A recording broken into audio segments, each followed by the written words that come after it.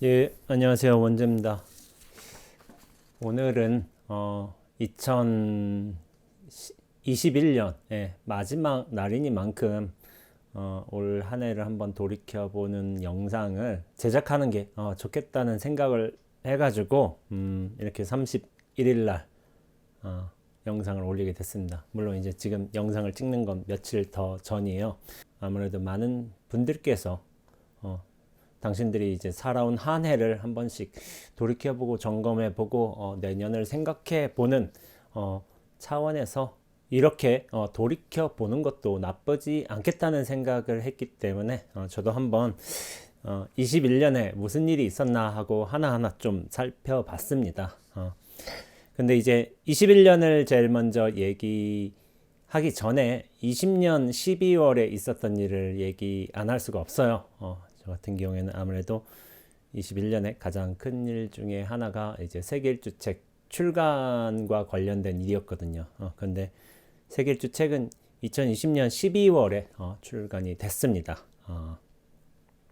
제가 2012년 9월부터 2014년 10월까지 이렇게 25개월간 세계일주를 하게 되는데 그 기록들을 좀 늦게 6년이 지나서 이렇게 책으로 내게 되었죠.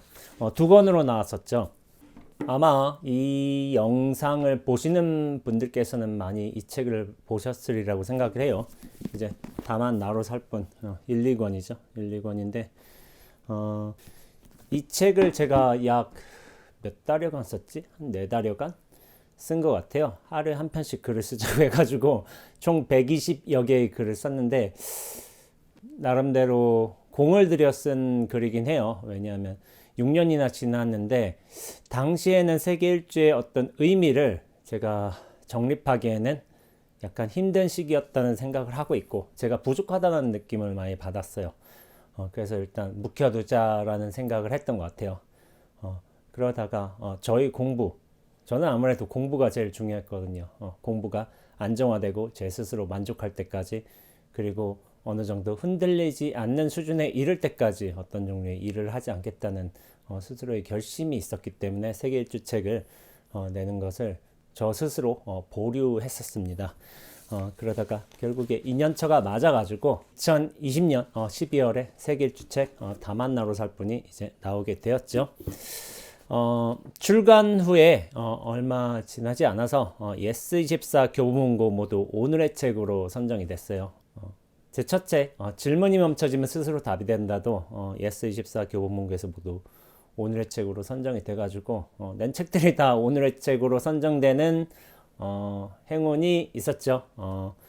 그러다가 2021년 KBS 9시 뉴스 팀에서 찾아오셨어요. 당시 KBS 기자님이 제 세계일주 책을 읽으시고서 굉장히 이제 감동을 받으셨다고 직접 이제 찾아오셨죠. 그래서 9시 뉴스에도 나오고 아침 뉴스에도 나오고 점심 뉴스에도 나오고 하루 동안 그렇게 나왔던 것 같습니다.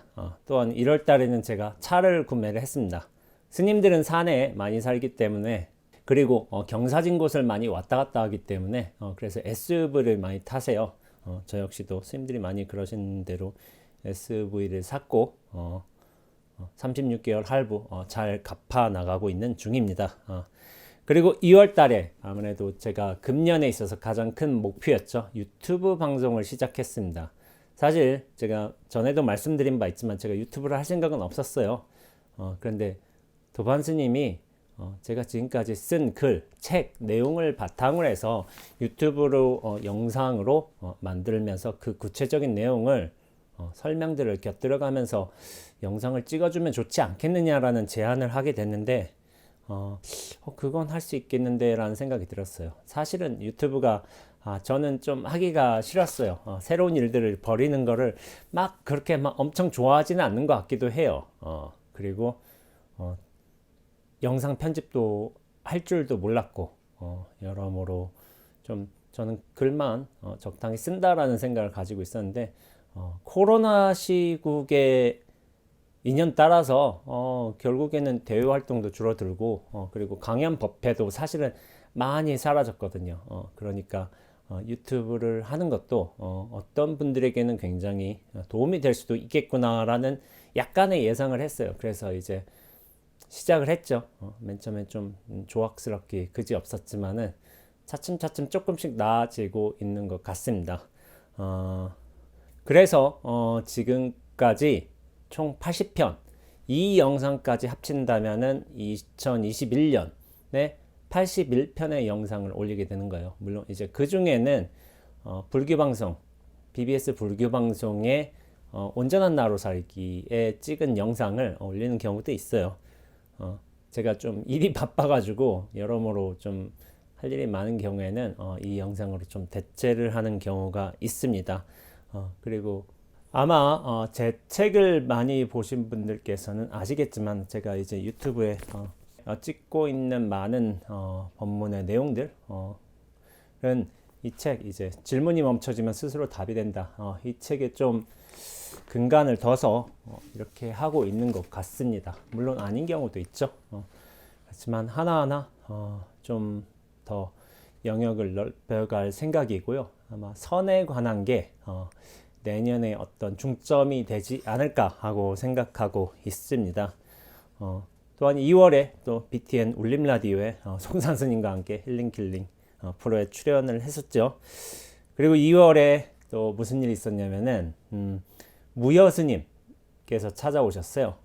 그냥 우연찮게 어떤 분과 함께 오셨다가 저하고 이런 대화를 나눠보시고 수도암 사찰기행을 한번 하고 싶다고 하시고, 또한 이제 우리 시대 우리 스님이라는 이제 프로에 출연해 달라고 당신 채널이시죠, 무여스님 TV에 출연해 달라고 요청을 하셔가지고 제가 흔쾌히 해가지고 나중에 같이 촬영을 한번 진행한 적이 있습니다. 3월로 넘어가서 대전 시립미술관 선승혜 관장님께서 예전에 한번 찾아오셨어요. 그러면서 제 책 세계일주책을 보시고 워낙 좋게 보신 거예요. 그래서 이것에 대한 좀 대담을 요청을 하셨어요. 그래서 대담 주제가 정신의학, 마음예술이라는 이제 주제였어요. 그래서 이런 주제를 가지고 관장님과 2시간 정도 이렇게 대담을 진행하고 그것이 유튜브 영상에 업로드 된 바가 있습니다. 또한 3월에 조계사 청년의 초청으로 인해서 이제 청년의 법회를 진행했었죠.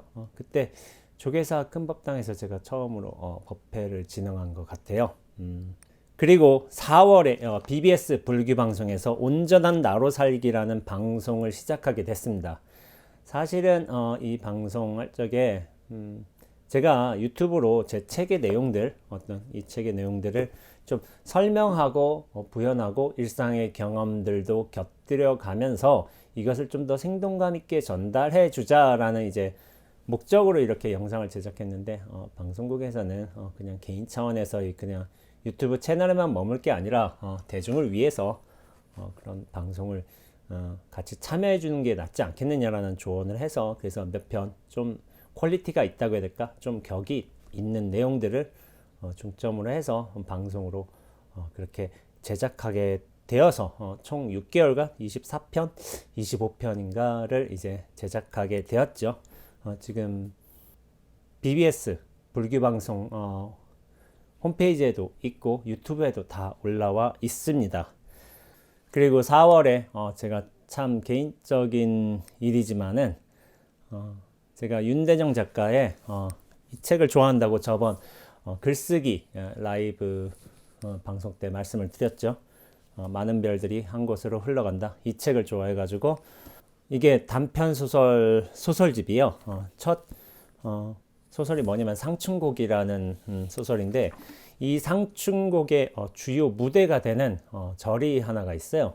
그게 고창의 선운사라는 절인데, 이 선운사라는 절을 꼭 한번 가보고 싶었어요. 그래서 웬만하면 이제 동백꽃이 필 적에 가기로 해가지고, 근데 이제 4월에 피면 춘백이라고 불러야 되죠. 동백이 아니라. 그래서 그 춘백을 보러 선운사에 가기도 했습니다. 그리고 또한 이제 미묘한 내용을 담고 있는 석상암이라는 이제 암자가 있는데, 그 암자도 한번 구경을 해봤습니다.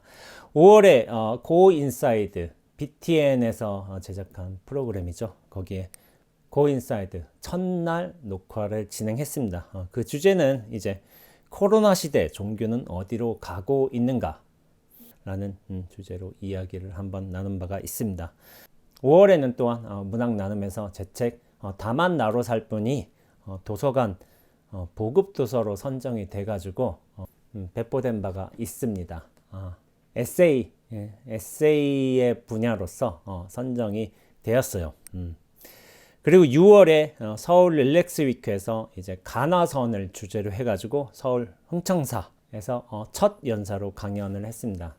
사실 이거는 약간 뒷 얘기지만은 저는 이 가나선 주제로 해서 첫 연사로 나오게 되었는데 제가 맨 처음에는 좀 사양을 했습니다. 왜냐하면은 저보다 선수행 많이 하시고 후학들도 많이 가르치고 계신 이제 선배 어른 선생님들께서 계시기 때문에 제가 이걸 하는 게 꼭 맞지는 않겠다라는 생각이 들어가지고 그런 분들이 자리에 나서줘서 훨씬 좋은 모습을 보여주신 게 좋다는 생각 때문에 제가 거절을 했었거든요. 근데 여러모로 주최 측과 그리고 주관 측과 여러 대화를 통해서 이것이 전달되는 부분, 전달력이 얼마나 큰가가 사실 중요한 요소이기도 하잖아요. 그래서 그런 부분에서 제가 해줬으면 좋겠다는 요청을 강력하게 해와서 결국에는 이것을 승낙하고서 제가 좀 많이 준비를 해가지고 이 강연을 진행했던 것 같습니다. 8월에 이것도 지극히 개인적인 일이지만 제가 근로장려금을 받았습니다. 국가에서 주는데요. 150만 원 받았어요. 제가 왜 근로장려금을 받았냐면은 출판을 하잖아요. 출간을 하고 또 방송도 하잖아요. 방송도 하는데 제가 개인 가구로 들어가거든요. 개인 가구가 소득이 한 해 소득이 2천만 원 미만이다 한다면은 이제 근로장려금을 신청할 수 있어요. 그래서 제가 인쇄 합치고 방송 합치고 해가지고 뭐 구체적으로 말하긴 못하지만 뭐 소득이 그 안에 있었기 때문에 근로장려금을 신청을 해서 받게 되었죠. 그래서 이제 제가 도반생들한테 좀 말씀을 드렸는데 근로장려금 받았다고 자랑을 하는데 좀 도반생들한테 좀 세금 좀 내고 사람이 말이지 막 이렇게 해가지고 좀 장난쳐가지고 난 세금 잘 낸다고 제가 지금까지 낸 세금이 꽤 많을 거예요. 100만 원은 넘을 겁니다. 그래서 그런 차원에서 장려금 받는 것도 나쁘지 않다는 생각을 하게 됐습니다. 그리고 9월에 화이자 2차 접종을 마치게 됐죠. 2차 접종을 마치고 또 이제 김물길 작가의 어떤 개인전 그린리를 이제 가보게 되었고 평상시에 김물길 작가의 어떤 상상력과 그런 그림이 주는 느낌을 되게 좋아했어요. 그래서 한번 개인전 한번 꼭 가보고 싶었고 작품을 적당한 걸 한번 나도 한번 구매를 해볼까 그런 생각을 가지고 있었는데 마침 저와 인연이 되는 이제 첫 그림을 만나게 된 것 같아요. 그래서 좀 제 인생의 첫 그림을 구매를 했던 것 같습니다. 이 그림에 대한 글은 나중에 한번 쓰게 될 거예요. 그리고 10월에 경의선 책거리에서 이제 저자데이에 초청이 되어서 이금희 아나운서님과 북토크를 진행했습니다. 북토크는 본래는 이제 질문이 멈춰지면 스스로 답이 된다. 그 책을 중심으로 해서 그걸 주제 내용으로 해서 대화를 나누기도 했지만은 사람들에게 어떤 인지도, 관심 그런 거를 좀 고려한 것도 있겠지만은 제 세계일주 책의 내용들이 있잖아요. 제가 세계일주를 한 첫 스님이라는 이제 그런 타이틀이 워낙 강해서 이제 세계일주에 대한 이야기도 많이 나오게 되었습니다. 근데 이금희 아나운서님과 이제 제가 북토크를 하다 보니까 워낙 방송 경력이 출중하시잖아요. 그리고 워낙 능수능란하시기 때문에 대본의 내용도 있지만은 그거를 굉장히 자연스럽게 이끌어내고 또다시 질문을 만들어내고 반응하고 그렇게 해서 다른 관점으로 돌리고 그걸 굉장히 잘하시더라고요. 역시 프로페셔널은 이제 다르다는 생각을 하게 되었습니다. 11월에 들어서 좀 큰일이라면 큰일이죠. 바냐 선배님 수도암의 마스코트인 고양이가 죽었어요. 저보다 2년 앞서서 이 수도암에 온 고양인데 저와 많은 시간을 함께 하지는 않았죠. 제가 그렇게 동물들에 관심은 없어요. 그러나 지나가다가 이제 뭐 쓰다듬어 주고 한번 배 한번 긁어주고 하고서 그렇게 하고 가끔 이제 뭐 이제 뭐지 캔 따서 생선 같은 것도 주고 연어도 주고 막 그렇게 했던 기억이 있습니다. 수도원에서 굉장히 오래 살았어요. 근데 마지막 죽는 모습을 제가 먼저 발견했어요. 계단 올라오는데 이렇게 다리를 이렇게 하늘로 탁 펼치고서 마치 제가 그때 비유하자면 햇빛과 놀듯이 막 그렇게 너무 자연스러운 모습으로 죽었던 것 같아요. 참 멋있는 죽음의 모습을 보여줬어요. 선원에 사는 고향이라서 그런지 죽음마저도 비범했던 것 같습니다. 그래서 저희 선생님들이 모여가지고 땅에 묻어주면서 죄를 간단하게 좀 치러 주었죠. 그리고 11월에 가장 유명한 영성 채널이죠. 써니즈 함께 성장해서 이제 써니즈님, 제가 써니즈님이라고 불러요. 이름은 있으시지만은 아무래도 써니즈님이라고 해야지 많이 알아듣지 않으실까 싶어가지고 써니즈님과 인터뷰를 진행했었습니다. 굉장히 재밌게 했었고요. 뭐 앞으로 뭐 더 편집본이 나올지 모르겠지만은 그런 식으로 진행을 했습니다. 대략적으로 2021년에 이런 일들이 있었다는 정리를 해 보았고요. 그런데 아무래도 시간으로나 경험으로나 횟수로거나 아마 가장 많은 것은 뭐냐면은 사람들과 찾아오신 분들과 수행자들과의 어떤 만남이었던 것 같습니다. 제 책을 통해서 오시는 분들도 계시고 유튜브를 통해서 오시는 분들도 계셨어요. 유튜브 영상을 제가 찍기 시작했으니까 그것에 어떤 종류의 큰 느낌을 받아가지고 감화를 받아가지고 그런 분들이 꽤나 계셨습니다. 제가 사실 많은 분들이 모르시는 것 같아요. 절에서 스님을 만날 수가 있나? 이런 생각을 하셨다는 거예요. 근데 다른 분들, 이를테면 유명한 다른 스님들 계시잖아요. 뭐 불교 방송에서 유명한 그분들은 제가 알기로도 영 만나지 못하는 거 아니에요. 저를 연락해서 친견할 수 있습니까? 라고 여쭤보면은 아마 그 약속을 잡아주시는 걸로 알고 있어요. 근데 이제 몇 날 며칠 날 시간이 되고 언제 오시라 이렇게 하고서 알고 있는데 그 시간이 얼마쯤 됐는지는 아마 잘 모르겠어요. 모르겠지만 저 같은 경우에는 제 원칙은 무조건 오시면 만나 뵌다. 근데 조건이 있어요. 이제 약속을 먼저 잡으셔야 돼요. 그냥 무턱대고 찾아오시면 저도 일정이 있고 그리고 저도 개인적으로 해야 될 일이 있기 때문에 약속은 수도함 정모를 통해서 먼저 잡으신 다음에 날짜 잡고 시간 잡은 다음에 오시는 걸 제가 추천드리고 있죠. 그리고 저는 약속을 하루에 하나만 잡습니다. 2개 잡는 경우가 없어요. 불가피한 경우 완전 시간대를 달리해가지고 2개 잡는 경우는 있기는 한데 어지간하면 저는 약간 집중도에 몰입하는 것 같아요. 개인적으로 어떤 사소한 고민을 가지고 오시는 경우도 있고 저와 관련이 없는 이를테면 자녀 교육이라든지 치료라든지 관련되어서 그런 질문을 하시는 분도 계신데 그러면 제가 이것은 제 전문 분야가 아니라고 말씀을 드리고 있고 수행 분야라면은 제가 공부한 바대로 수행한 바대로 그리고 경험한 바대로 그렇게 솔직하게 말씀드리고 있어요. 그래서 참 수행자들이 많이 찾아오셨어요. 많이 찾아오시고 이런저런 수행의 어떤 나아간 부분, 경험한 부분, 그리고 머무르는 부분들에 대해서 많은 얘기를 나눠봤던 것 같습니다. 그런데 이제 뭐 꼭 그렇지도 않아요. 김천 분들 같은 경우에는 뭐 물론 이제 뭐 수행에 관해서 물어볼 수 있고 하지만은 그냥 뭐 신변의 일, 그냥 일상의 일 얘기하고 그냥 제가 커피를 워낙 자주 내리니까 커피 한 잔 드시러 그렇게 오시는 경우도 많았죠. 아마 질문이 멈춰지면 스스로 답이 된다. 그 책에서는 제가 킬링하는 스님으로 많이 소개가 됐을 거예요. 킬링이란 게 이제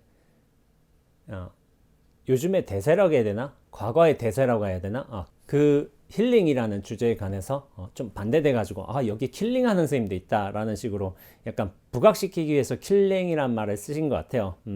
그리고 어떤 도반스님이 저를 이제 킬링 원제라고 부르기도 했고 근데 제가 사람을 킬링한다기보다는 그 사람이 가지고 있는 잘못된 관념, 어떤 분별심, 어떤 집착의 요소들을 끄집어내서 이렇게 말하자면 해체도 하고 이걸 탁 쳐내기도 하고 하기 때문에 킬링이라는 어떤 독특한 별명을 받은 것 같기도 한데, 근데 이제 저를 만나 뵈신 분들은 아시겠지만 제가 사람을 그렇게 막 모질게 킬링하거나 그러지는 않아요. 물론 그런 경우도 있어요.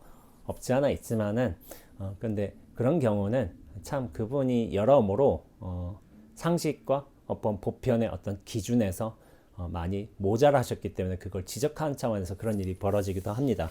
그러나 우리가 분별심이라든지 어떤 집착이라든지 고정관념이 킬링되게 된다면은 그것은 그 근간에 있던 어떤 나라는 강력한 실체가 어떻게 보면 무너지면서 나름의 쾌감을 느끼게 돼요.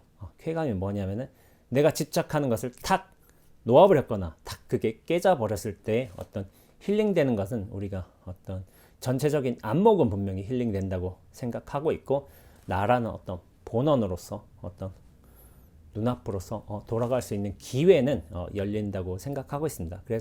그래서 집착이 킬링되면은 존재는 살아나게 돼 있어요. 본원의 존재는. 킬링과 힐링이란 게 사실 동시적인 작업이에요. 작업이고 그렇게 나쁜 게 아니다 라고 이야기를 하고 있습니다. 이 밖에 수도원 관음 전에 기도를 많이 접수를 해주셨어요. 제가 처음으로 공지를 하기도 했지만은 저번 하한거 때부터, 이전에는 공지를 안 했어요. 그러나 이제 수도함의 여러 상황이 좀 어렵다는 이야기를 듣게 되고 저도 일조하는 차원에서 기도를 공지를 하게 되고 기도도 많이 읽어드리게 됐어요. 그리고 낮감에 처음으로 제가 등을 달았어요.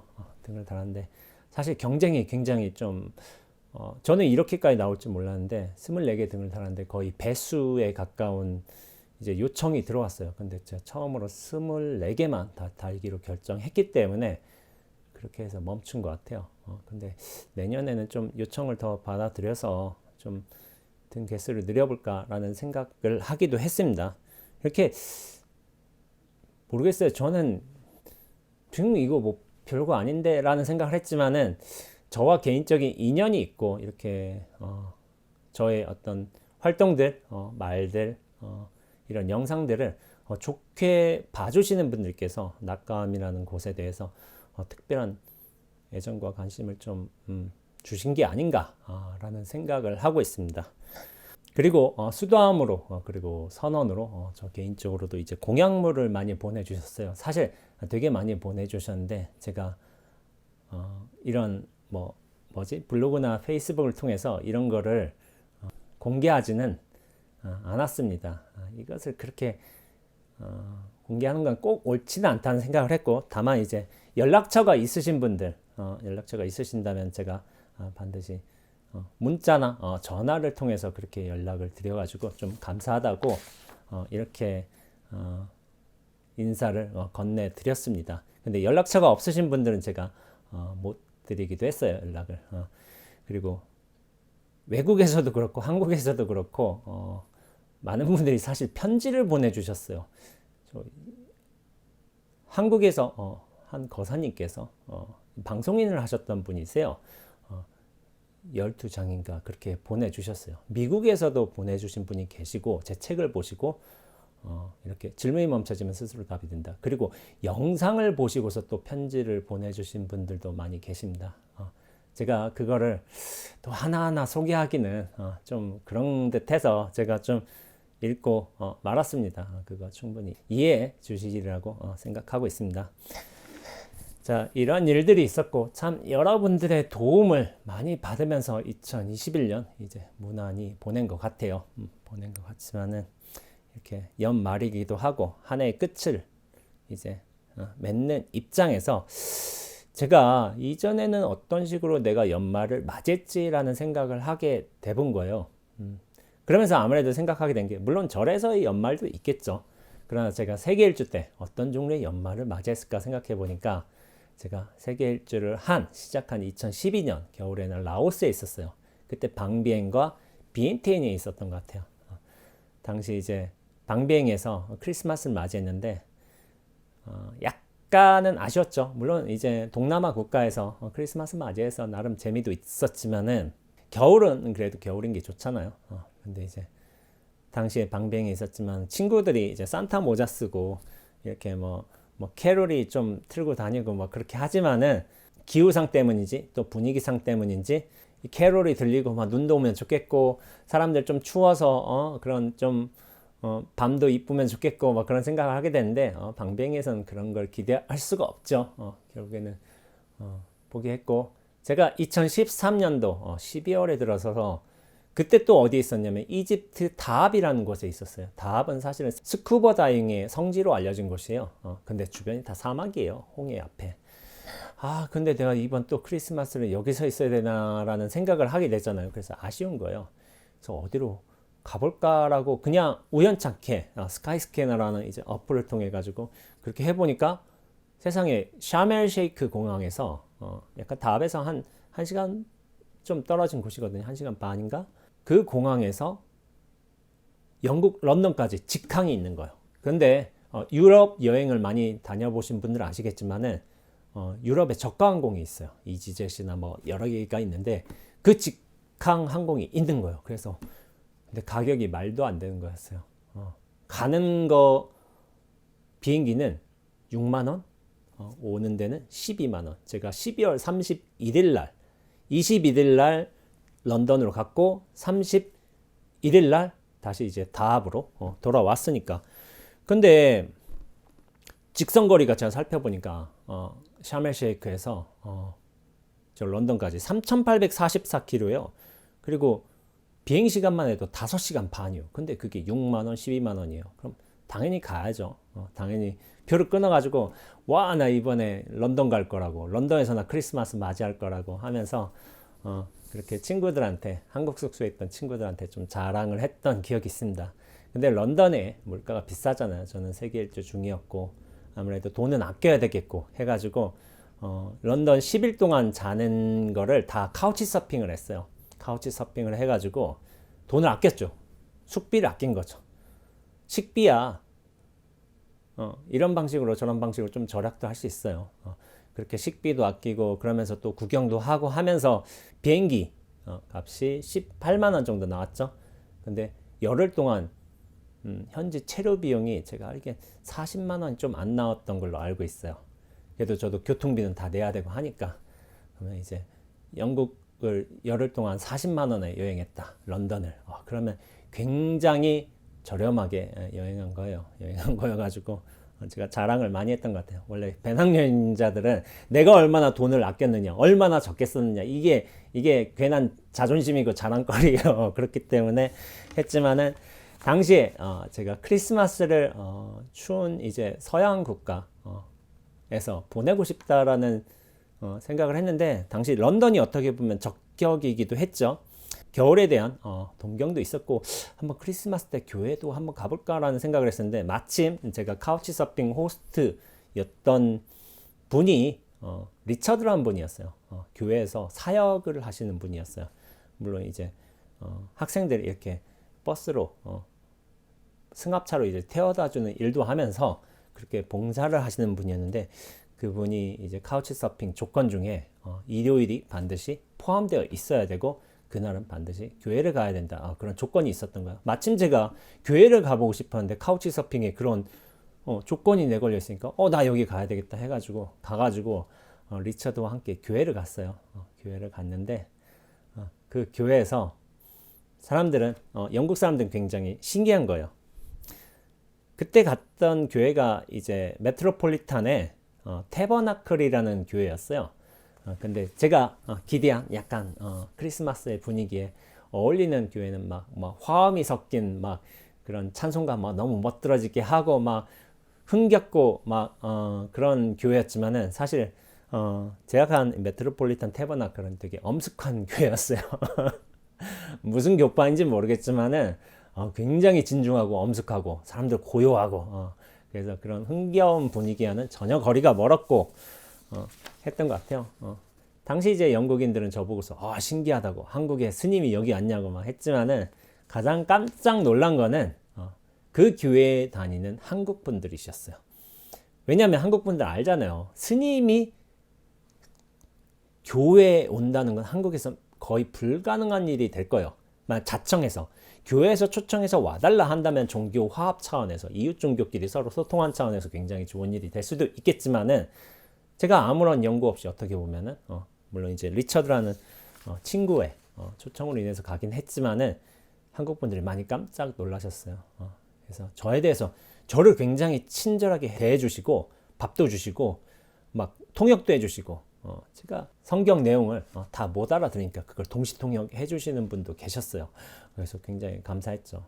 근데 이제 당신들께서 아무래도 교회에 다니시는 한국 분들께서는 제가 여러모로 교회에 대해 관심을 가지고 있기도 하지만은 제가 어떤 의미에서 야 여기 길 잃은 양이 이렇게 왔구나, 승복 입고 삭가 쓰고 이렇게 왔구나 해가지고 더욱더 저에 대해서 굉장히 친절하게 해주신 것 같아요. 어떤 의미에서 좀 제가 뭐 모자라 보였을 수도 있거든요. 왜냐하면 제가 아무 말도 안 했거든요. 교회 가서. 왜냐하면 처음부터 아무 말도 안 하기로 결정을 했기 때문에 좋습니다. 뭐 이런 식으로 했던 것 같아요. 그리고 굉장히 긍정적으로 받아들이겠다는 차원에서 제가 그 교회를 간 거예요. 왜냐하면은 교회 가서 종교인으로서의 어떤 삶의 철학이라든지 믿음 같은 것을 거기에 어떤 그 상황에서 어떤 견주기 위해 비교하기 위해 그렇게 얘기하는 건 에티켓상 맞지가 않아요. 카우치 서핑 가서도 그 외국 친구들이 같이 카우치 서핑 왔지만은 불교에 관해서 알고 싶어 했지만은 제가 그걸 거절했었죠. 제가 이 책에 다만 나로 살 뿐이라는 책에 구체적으로 적어 놨어요. 그걸 왜 거절하게 되었는지.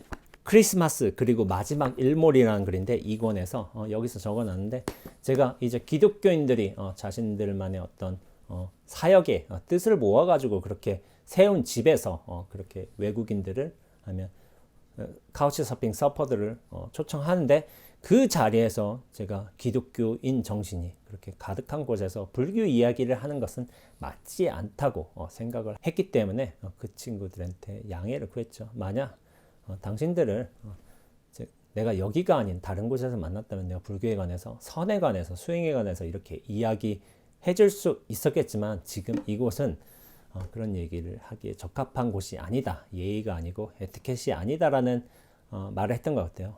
그러니까 많은 이제 친구들이 다 이해해 줬죠. 제 선의를 이해해 주셔가지고 그 밖에 이제 여러 이제 브라질 출신의 치과 의사하고 어떤 영화 감독 친구를 만나면서 경험을 했어요. 런던에서 열흘간 그렇게 지내다가 다시 이제 이집트의 다합이라는 이제 곳으로 돌아가게 되었죠. 근데 참 그때가 참 기묘했어요. 제가 이제 마지막 날 돌아간 거예요.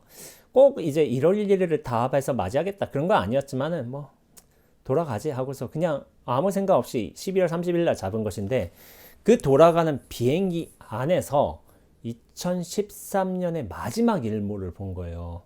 근데 비행기 안에서 일몰 보신 분 계신지 모르겠지만은 그 하늘에 굉장히 넓잖아요. 그리고 대지 지평이 쫙 보이고 그러니까 일몰을 보기에는 가장 정말 좋은 곳이 아니었나 라는 생각을 들어요. 약간 조용한 곳에서 하늘을 관조하면서 이렇게 일몰을 맞이하는 것도 좋겠지만 저는 여행자였잖아요. 세계 일주 여행자. 그렇기 때문에 돌아가는 비행기 안에서 맞이하게 되는 일몰도 저한테는 좀 각별한 느낌으로 다가왔던 것 같습니다. 그리고 그때 제가 일몰을 맞이하면서 이런 말을 썼었네요. 2014년은 2013년에 이렇게 여러 일들, 사건들, 감정들, 만남들 다 이렇게 잘 기억하면서 잘 스며내면서 2014년은 복화를 잘 흘려보내는 한 해를 맞이하기로 다짐해 봅니다 라고 이렇게 썼네요. 지금 봐도 그렇게 크게 다르진 않아요.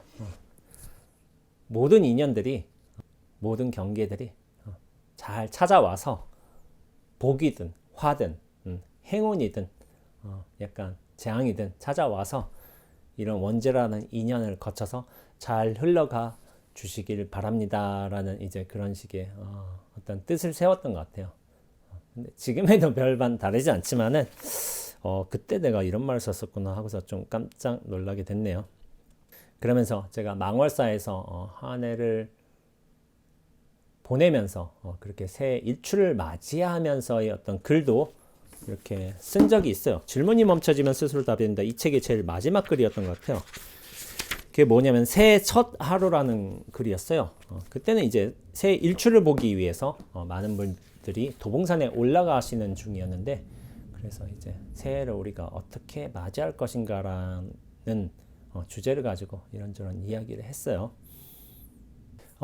그 당시에 했던 말은 우리가 해라는 존재가 일출과 일몰 때 좀 많이 보잖아요. 해가 한낮에 하늘 위에 떠 있을 때는 잘 보지 못하죠. 너무 눈이 부시기 때문에.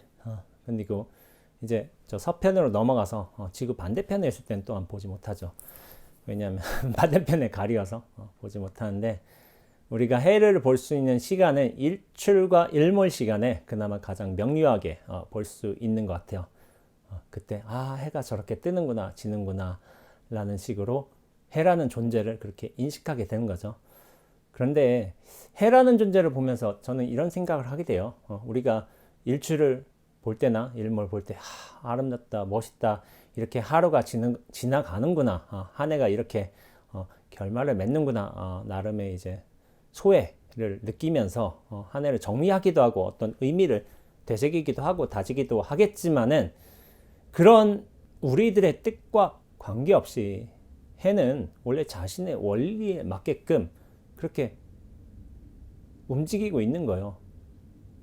우리 어떤 의미 부여라든지 어떤 시간에 대한 관념이라든지 장소에 대한 의미라든지 그런 것들을 관여치 않고 본래의 일을 여법하게 아무런 흔들림 없이 행하고 있죠. 그런 차원에서 저는 해라는 게 참 거대한 무심이구나 라는 생각을 하게 된 경우가 있습니다. 우리가 해라는 존재를 인지하든 인지하지 못하든 그것에 대해서 어떤 의미를 부여하든 말든 간에 본래의 역할을 아무런 느낌이나 감정 없이 그러면서 철저하게 수행을 하고 있는 그런 모습으로 저한테는 보이기도 하는 거예요. 그리고 사실은 해가 움직이는 게 아니라 우리가 움직이는 거잖아요. 지구가 움직이는 거고, 해는 그 자리에 항상 그렇게 여여한 모습으로 있지만 우리가 움직이기 때문에 저 해가 마치 움직이는 것처럼 착각을 한다는 게 과학적인 사실이죠. 그래서 해를 보면서 이런 생각을 하게 돼요. 저 미동 없는 철저한 무심의 모습을 떠올리게 되는 거죠. 불교에서 중요한 개송이라 할 수 있는 다음 개송을 쓰면서 제가 그 새해 첫 하루라는 이제 글을 마무리하게 되었는데요.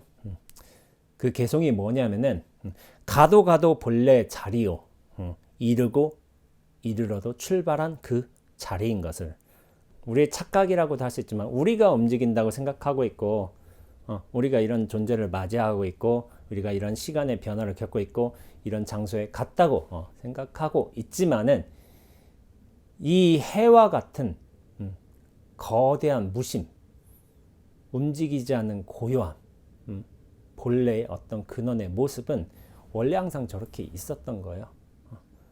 다만 우리의 인식체계, 사고체계, 어떤 우리의 육체라는 존재의 근거를 두고서 이것이 변하고 저것이 변한다, 우리가 이런 상황을 맞이했고 이런 결과가 나타났다라는 식으로 생각하는 거죠.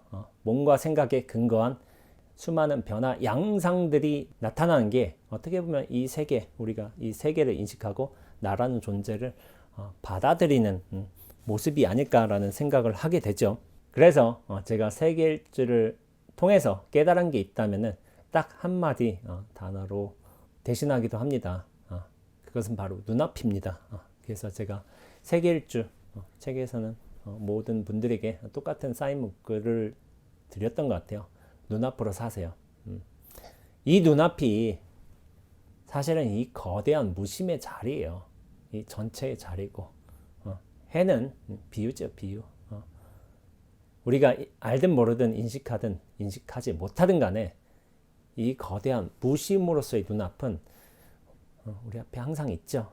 그러나 우리가 눈앞에 어떤 대상물, 시간, 공간, 사람, 사건, 어떤 현상들, 그런 것들에 치우쳐 가지고 이런 전체로서의 눈앞을 잃어버리고 사는 게 아닌가. 그래서 본원의 이 자리, 우리가 가도 눈앞인 것이고, 이르고 이른다 해도 결국 눈앞인 거예요. 전체성의 안목을 확인하는 게 중요하다는 것이 비단 저만 얘기하는 것이 아니라 수많은 이제 종교인들, 어떤 성찰을 통해서 자기 깨달음에 이른 분들이 같은 말을 하고 있다고 저는 생각하고 있습니다. 나라는 존재, 몸이라는 이 근거와 생각이라는 어떤 작용에 너무 휘둘리지 말고 이 전체성으로서, 이 눈앞으로서 이 안목이 확장되는 게 무엇보다도 중요하다고 생각하고 있습니다. 텅 빈 배경처럼 이렇게 모든 인연들이 펼쳐지는 무한한 가능성의 어떤 바탕처럼 있는다고 해도 우리가 인연 따라 치러낼 일들은 또한 치러내야 돼요. 사람으로서 해야 될 일은 해야 되는 거예요. 다만 머무름 없이 그 일들을 온전하게 해내는 게 결국 우리의 역할이 아닐까 하는 생각을 하고 있습니다. 아마 저와 카톡을 하시는 분들은 아시겠지만 제가 이번 동한 것까지는 이제 카톡의 메시지를 쉼으로 표시를 했어요. 이번 동한 것까지는 좀 쉬기로 하고, 내년에는 또한 이제 저 또한 이제 새로운 계획을 짜고 또 아마 어떤 새로운 일들을 한번 추진해 보지 않을까 하는 생각을 하게 돼요. 2월 5일에 제가 유튜브 방송을 시작했으니까 내년 2월 4일쯤에 다시 결산을 해보고 어떤 방향으로서 재조정을 하게 될 것이고, 어떤 일을 시작하게 된다면 아마 그거를 공지하지 않을까 싶어요. 법회도 생기고 강연도 생기고 아마 하겠죠. 그리고 여전히 지금처럼 많은 분들께서 계속 찾아오셔서 저와 이런저런 대화를 하고 수행에 대한 경험 교류도 하게 될 것 같습니다. 큰 변화가 일어나지 않겠지만은 시절이란 거를 만들었던 이유만큼 2022년에는 또 한번 이제 새로운 어떤 변화의 발판을 마련하는 것도 좋지 않겠냐 하는 생각을 하게 되죠. 그러면은 마지막 하루, 물론 이 눈앞 자체에는 오늘도 없고 내일도 없고 금년이나 내년도 없고 이 환한 전체로서 있을 뿐이지만 2년에 맞게끔 그 모든 일들이 다 펼쳐지고 있어요. 근데 우리가 진짜 이 눈앞이 분명하다면 그 인연들도 정말 진실한 모습으로 저는 살아난다고 생각하고 있습니다. 꼭 이제 버릴 필요는 없어요. 그걸 또 진실되게 받아들이고 또 진실된 방식으로 잘 다듬어서 회항할 수 있다면 저는 그것도 좋은 일이라고 생각하고 있습니다. 그래서 비록 신년의 새해지만은 떡국 또 한번 잘 드시고요. 새해 일출을 보시는 것도 저는 좋다고 생각하고 있고, 그러면서 올해는 어떻게 살아야지라고 스스로 다짐하는 것도 저는 좋다고 생각하고 있습니다. 나라는 인연법을 또한 잘 받아들여주고 나라는 통로를 잘 활용해 가면서 이 인연법들을 잘 굴리는 게 결국 이 우리가 삶을 살아가는 목적. 저는 이제 중생놀이라고 표현을 합니다. 저도 중생이에요. 중생놀이를 잘 하는 것이 되지 않을까라는 생각을 하고 있습니다. 예, 제가 제 책 질문이 멈춰지면 스스로 답이 된다 해서 항상 말씀을 드렸는데, 이제 새해를 내일 되면 새해를 맞이하시겠죠. 그러면은 올 한 해 마무리 갈무리 잘 하셔서 보내셨으면 좋겠고, 내년 한 해에도 적당히 건강하고 또한 이제 적당히 행복한 그런 한 해를 보내셨으면 하는 그런 기도를 이 낙감에서 또한 관음장에서 드리도록 하겠습니다. 예, 내년에 또 만나 뵙겠습니다. 예, 감사합니다.